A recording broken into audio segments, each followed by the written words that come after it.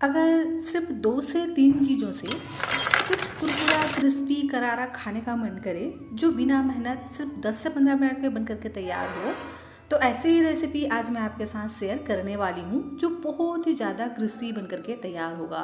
Instant वाली यह recipe है जिसे आप बच्चों के लिए भी बना सकते हैं। बच्चों के लंच बॉक्स में अगर आप इसे डालेंगे ना तो यह घंटों तक इसी तरह से क्रिस्पी ही बना रहता है, तो बच्चे ज़रूर से इस नाश्ते को फिनिश करके आएंगे। बहुत ही सिंपल और आसान सी ये रेसिपी है जो मिनटों में बन करके तैयार हो जाती है। क्रिस्पी तो इतना होता है कि इसकी आप आवाज़ सुन ही सकते हैं कि ये कितना क्रिस्पी बन करके तैयार होता है। बनाने में भी बहुत ज़्यादा मेहनत नहीं लगता है, सिंपल और आसान सी ये रेसिपी है।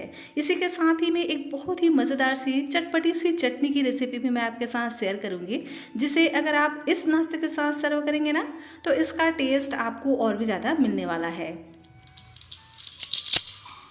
यह नाश्ता बहुत ज़्यादा क्रिस्पी बनता है, इसकी आवाज़ आप सुन ही सकते हैं कि यह कितना क्रिस्पी बना हुआ है। इस रेसिपी में ना तो हम आटे का यूज़ करेंगे, ना सूजी का इस्तेमाल करेंगे, ना ही इनो इस्तेमाल करेंगे और ना ही मैदा का इस्तेमाल करेंगे, ना तो दही यूज़ करेंगे और फटाफट इंस्टेंट तरीके सिर्फ 2 से 3 चीज़ों से इस रेसिपी को बना करके तैयार कर लेंगे। तो चलिए फ्रेंड्स, इसे बनाना स्टार्ट करते हैं। हेलो एवरीवन, रितुस रियल रेसिपीज़ में आपका स्वागत है। फ्रेंड्स, आज मैं आपके साथ एक बहुत ही क्रिस्पी सी रेसिपी शेयर करने जा रही हूँ। रेसिपी अगर आपको पसंद आए तो प्लीज़ वीडियो को लाइक, चैनल को सब्सक्राइब ज़रूर से कर लीजिएगा और इस रेसिपी को अपने फ्रेंड्स और फैमिली के साथ शेयर भी ज़रूर से कीजिएगा। यह रेसिपी आप कहाँ से बैठकर देख रहे हैं, प्लीज़ कमेंट कर आप मुझे ज़रूर से बताना। मुझे यह जानकर बहुत ज़्यादा खुशी होती है कि मेरी रेसिपी को लोग कहाँ कहाँ से देख रहे हैं। तो इस रेसिपी को हम सिर्फ 2 चीज़ों से बना करके तैयार करेंगे। तो इसके लिए मैंने यहाँ पर लिया है 1 कप पोहा, और जितना हमने पोहा लिया है उतना ही हम यहाँ पर बेसन का यूज़ करेंगे। जी हाँ फ्रेंड्स, पोहा और बेसन दोनों ही हर घर में अवेलेबल रहता है हर वक्त। तो अगर आप इससे अगर नाश्ता बनाते हैं ना तो इंस्टेंट बनता है, एकदम क्रिस्पी बनता है, खाने में मज़ेदार होता है और ख़ास बात यह है कि कम क्वांटिटी में ढेर सारा नाश्ता बन करके तैयार हो जाता है, वो भी सुपर क्रिस्पी। तो चलिए इसे बनाना स्टार्ट करते हैं। तो इस रेसिपी को बनाने के लिए मैंने यहाँ पर 1 कप बेसन लिया है। बेसन को हम डाल देंगे एक बड़े से मिक्सिंग बाउल में और इसका हम एक घोल तैयार करेंगे।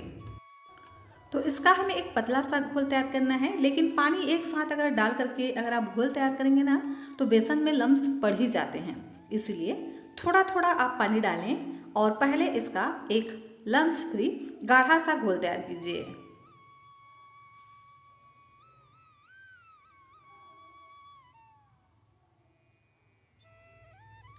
इस तरह से थोड़ा थोड़ा आप पानी डालते जाएं, मिक्स करते हुए इसका एक घोल तैयार कर लीजिए लम्स फ्री।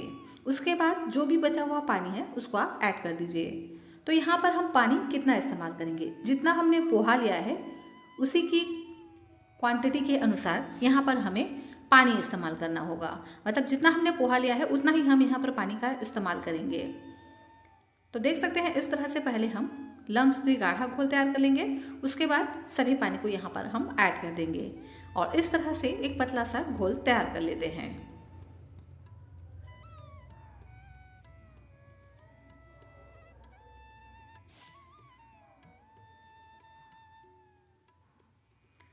तो अब हम इसमें ऐड कर देते हैं कुछ मसाले। तो बहुत ही सिंपल से मसालों का अभी हम यहाँ पर यूज़ करने वाले हैं। वैसे इस रेसिपी में बहुत सारे मसाले भी नहीं जाते हैं। तो अभी हम डाल देते हैं कलर के लिए हल्दी का पाउडर। तो सिर्फ 2 पिंच जितना हम यहाँ पर हल्दी का पाउडर ऐड करेंगे। हम चाहते हैं कि एकदम ही हल्का सा इसमें कलर आए। अगर आप यहाँ पर ज़्यादा हल्दी का पाउडर ऐड करेंगे ना तो कलर एकदम डार्क आ जाएगा। लाइट कलर में हम इसको बना करके तैयार करेंगे।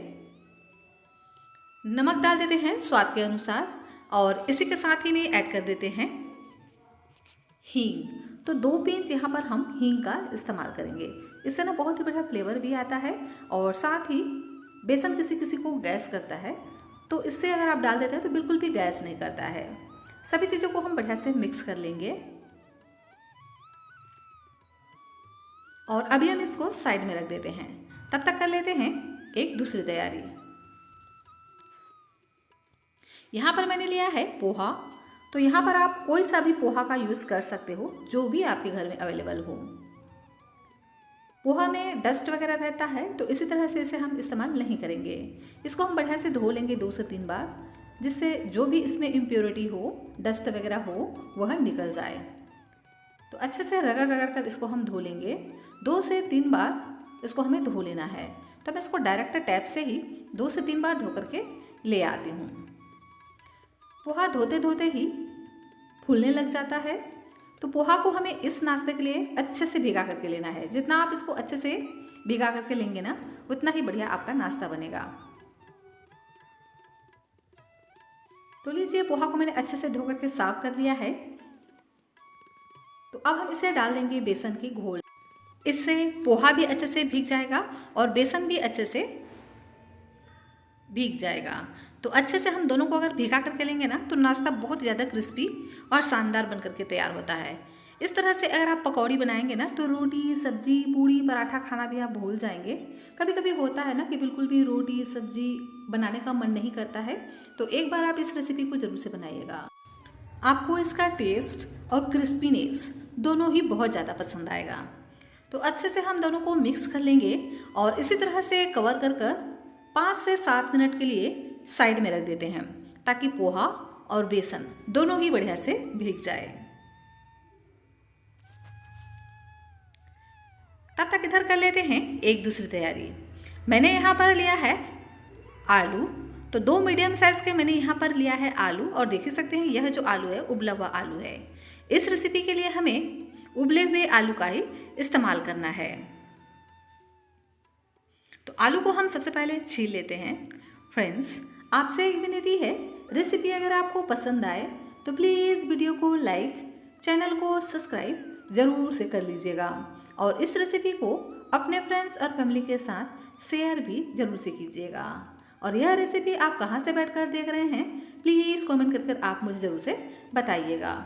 मुझे यह जानकर वाकई में बहुत ज़्यादा खुशी होती है कि मेरी रेसिपी को लोग कहाँ कहाँ से देख रहे हैं। तो देख सकते हैं ना, दोनों आलू को मैंने अच्छे से छील लिया है। अब हम इसको अच्छे से छोटे छोटे पीसेस में कट कर लेंगे।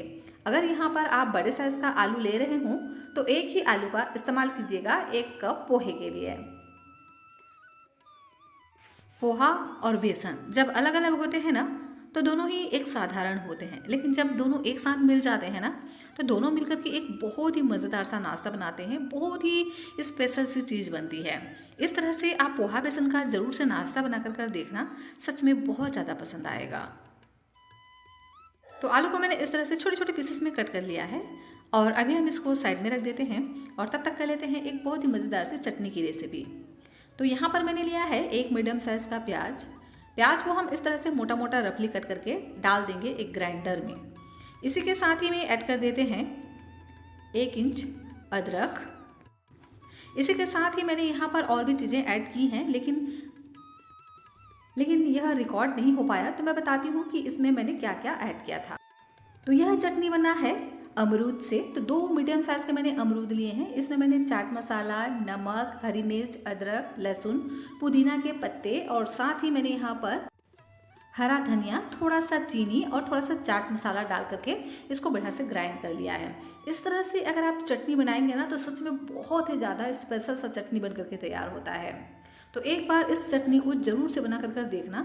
इन चीज़ों का इस्तेमाल करके अगर आप इस चटनी को बनाएंगे ना, तो बहुत ही मज़े का इसमें फ्लेवर आता है। एकदम चटपटा सा चटनी आपका बन करके तैयार होता है। अब इस चटनी को हम निकाल लेंगे एक बाउल में, और इसमें हम लगा देते हैं एक तड़का। तो इसके लिए मैंने एक तड़के पैन पर पहले ही ऑयल को गर्म करने रख दिया था।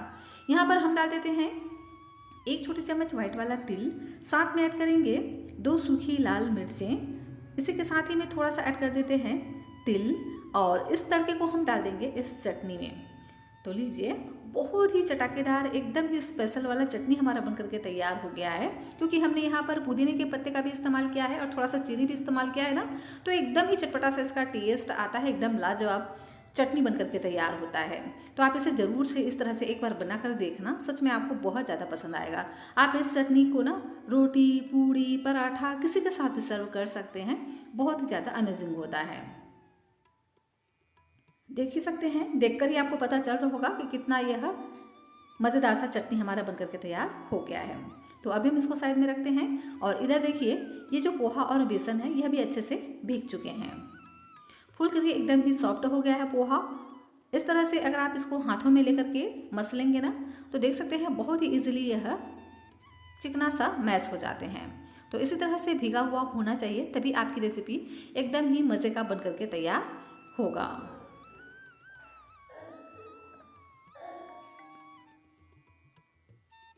तो इसे हम डाल देंगे उसी ग्राइंडर में जिसमें अभी हमने चटनी तैयार किया था। तो सभी को ही हम एक साथ ऐड कर देते हैं।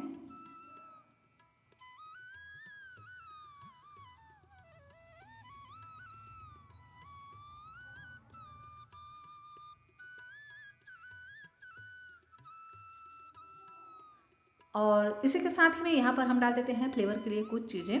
तो यहाँ पर हम बहुत ज़्यादा सामग्री नहीं ऐड करेंगे, बस हल्का फुल्का ही यहाँ पर मसालों का यूज़ करना है। तो 1 इंच जितना यहाँ पर हम अदरक ऐड करेंगे, जिसे मैंने अच्छे से धोकर पहले ही साफ़ कर लिया था। साथ ही यहाँ पर हम ऐड कर देते हैं लहसुन। तो 3 से 4 कलियाँ लहसुन की ज़रूर से ऐड कीजिएगा, इससे भी फ्लेवर बहुत ही बढ़िया आता है। इसी के साथ ही ऐड कर देते हैं ताज़ा हरा धनिया। तो डंठल के साथ ही ताज़ा हरा धनिया का इस्तेमाल कीजिएगा, इससे भी टेस्ट बहुत ही बढ़िया आता है। और तीखेपन के लिए ऐड करेंगे हरी मिर्च। तो आपको जितना पसंद हो यहाँ पर आप हरी मिर्च की क्वांटिटी को रख सकते हैं। मैंने यहाँ पर एक ही हरी मिर्च का इस्तेमाल किया है और सभी चीज़ों को हम बढ़िया से ग्राइंड कर लेंगे। तो एकदम चिकना सा पेस्ट हमें इसका तैयार करना है, बिल्कुल भी यह दरदरा नहीं होना चाहिए, इस बात का ध्यान रखिएगा। देख ही सकते हैं कि ग्राइंड करने के बाद यह कितना थिक सा पेस्ट हमारा बनकर के तैयार हो जाता है। तो इसे हम निकाल लेंगे एक बाउल में और इसी ग्राइंडर में हम डाल देंगे आलू जिसे हमने कट करके रखा था। तो आप चाहें तो यहाँ पर पोहा बेसन के साथ ही आलू को भी ऐड कर कर एक साथ ग्राइंड भी कर सकते हैं अगर आपका ग्राइंडर बड़ा हो तो। लेकिन इस तरह से अगर आप एक साथ ग्राइंड करेंगे ना और ग्राइंडर छोटा है तो अच्छे से यह नहीं ग्राइंड हो पाता है, तो इसीलिए मैंने यहाँ पर 2 बैच में इसको ग्राइंड कर लिया है। अगर आप बड़ा ग्राइंडर ले रहे हों तो एक ही बार में ग्राइंड कर सकते हैं, इससे आपका काम बहुत ही आसान हो जाएगा।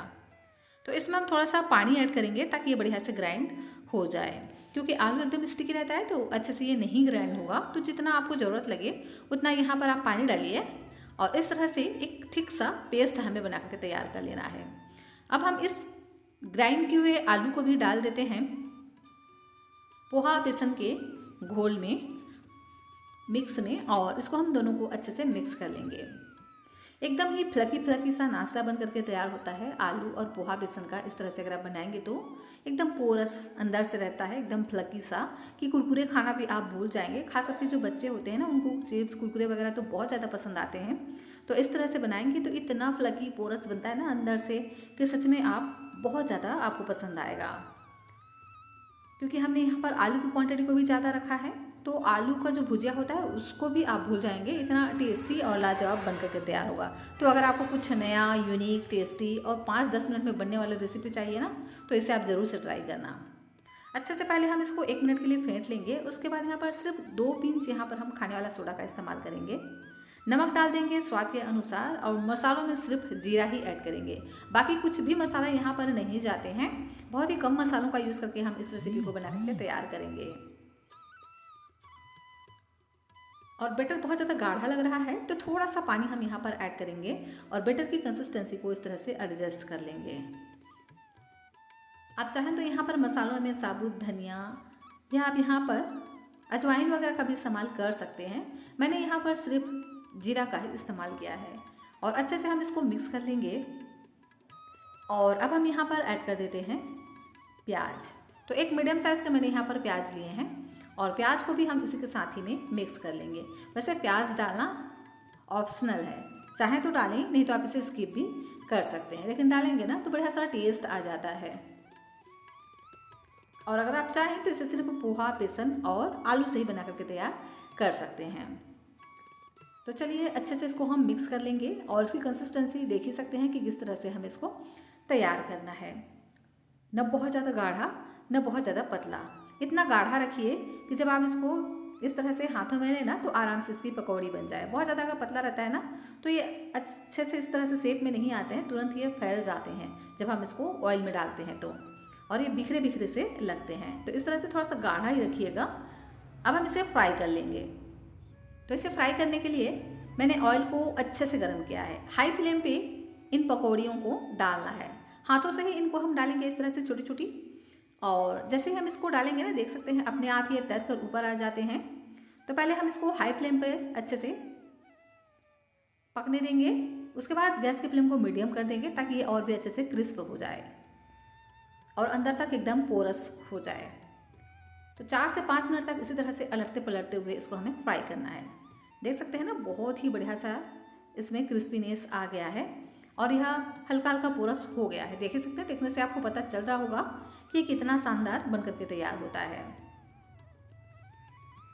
और इस रेसिपी की खास बात यही है कि इसे अगर आप 1 घंटे के बाद भी खाएंगे ना, तो भी ये बहुत ज़्यादा क्रिस्पी बना ही रहता है। तो इसी तरह से चलाते हुए इसको हम 4 से 5 मिनट तक फ्राई करेंगे।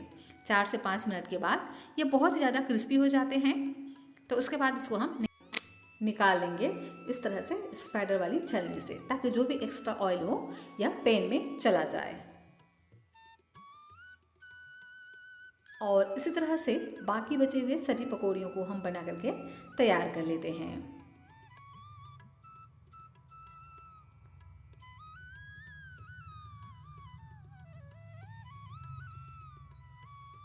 तो गैस की फ्लेम को शुरुआत में आप हाई रखिए। हाई फ्लेम पे ही इन पकौड़ियों को इस तरह से हाथों से डालते जाइए। एक बार में जितना आ जाए उतना डालिए, बहुत ज़्यादा नहीं डालना है, नहीं तो अच्छे से अलटते पलटते नहीं बनता है। और देख सकते हैं जैसे ही हम इसको ऑयल में डालते हैं ये तुरंत ही ऊपर आने लग जाते हैं तैर कर।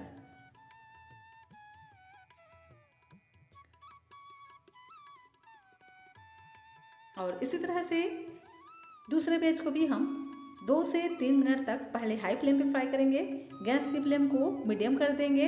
उसके बाद टोटल हम इसको 4 से 5 मिनट तक फ्राई करेंगे। और जब इस तरह से गोल्डन क्रिस्प हो जाए तो उसके बाद इसको हम निकाल लेंगे। और देख सकते हैं ना कि कितना शानदार मज़ेदार सा नाश्ता हमारा बनकर के तैयार हो गया है। एकदम ही पोरस, क्रिस्पी, खस्ता, मज़ेदार सा नाश्ता जिसे बच्चे भी बहुत ही चाव से खाएं। सच में इस रेसिपी को आप ट्राई करेंगे ना तो आपको पता चलेगा कि ये कितना क्रिस्पी बनकर के तैयार होता है। तो बेसन के पकौड़े तो आपने बहुत खाए होंगे। एक बार इस तरह से पोहा और बेसन की बनी हुई पकौड़ी को ज़रूर से ट्राई करना, आपको ये बहुत ज़्यादा पसंद आएगा। इतना कि आप इसे हर बार इसी तरह से बनाना चाहेंगे। और इस रेसिपी की खास बात पता है क्या है कि इसे आप 1 घंटे के बाद भी खाएंगे ना तो भी ये इतना ही ज़्यादा क्रिस्पी बनकर के तैयार होता है और एकदम ही पोरस होता है और साथ ही कम क्वांटिटी में ढेर सारा नाश्ता बनकर के तैयार होता है। देख सकते हैं ना कि कितना मज़ेदार सा यह नाश्ता बना हुआ है। देखने से ही आपको पता चल रहा होगा कि अंदर से कितना पोरस, खोखला सा बनकर के तैयार हुआ है। यही पहचान है इसका कि ये बहुत ज़्यादा क्रिस्पी बनकर के तैयार हुए हैं, है ना। बहुत ही क्रिस्पी सी है रेसिपी। तो ज़रूर से इस रेसिपी को आप एक बार ट्राई करना। आपके बच्चों को भी यह रेसिपी बहुत ज़्यादा पसंद आएगा। बच्चे तो आपको हफ्ते में 3 से 4 दिन ज़रूर से डिमांड करेंगे अगर आप इस तरह से रेसिपी बनाएंगे तो, कि कुरकुरे, चिप्स वगैरह भी भूल जाएंगे। तो है ना, बहुत ही शानदार सी रेसिपी जो बनाने में भी आसान है, खाने में भी टेस्टी है और इसे आप मेहमानों को भी सर्व कर सकते हैं। मेहमान भी आपसे पूछेंगे कि आपने कैसे बनाया, जब एक बार इस रेसिपी को इस तरह से बना लेंगे। और अगर आप इसे इस चटनी के साथ सर्व करेंगे ना तो इसका टेस्ट आपको और भी ज़्यादा पसंद आएगा। सच में यह चटनी भी बहुत ही शानदार बनकर के तैयार होता है अगर आप इसे इस तरह से बनाएंगे तो, जिस तरह से मैंने आपके साथ शेयर किया है। तो ज़रूर से इस रेसिपी को आप एक बार ट्राई कीजिएगा। रेसिपी पसंद आए तो वीडियो को लाइक, चैनल को सब्सक्राइब भी ज़रूर से कर लीजिएगा। और यह रेसिपी आपको कैसी लगी आप मुझे ज़रूर से बताइएगा। और पसंद आई हो तो प्लीज़ वीडियो को शेयर भी कीजिएगा और हो सके तो इस वीडियो को एक हाइप भी ज़रूर से देना और कमेंट करके ज़रूर से बताना कि रेसिपी आपको कैसी लगी।